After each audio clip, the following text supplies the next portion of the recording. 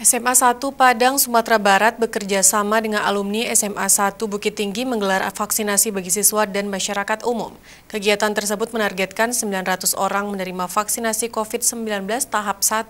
Sementara itu capaian vaksinasi siswa di SMA 1 Padang saat ini sudah mencapai 55% dari total jumlah siswa sebanyak 1.072 orang, sehingga SM siap untuk melakukan pembelajaran tatap muka.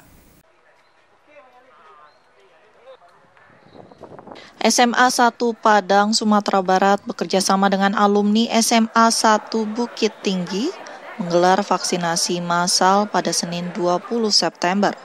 Kegiatan vaksinasi ini tidak hanya menyasar para siswa, tetapi juga wali murid dan masyarakat sekitar.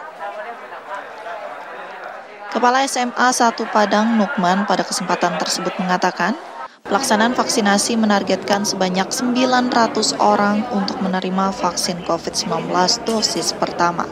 Sementara itu, menurutnya saat ini sudah ada 55% siswa SMA 1 yang mendapatkan vaksinasi dari total jumlah siswa sebanyak 1.072 orang.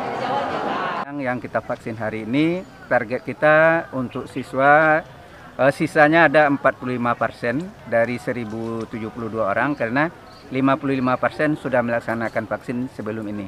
Jadi sekitar lebih kurang 500-an dari siswa.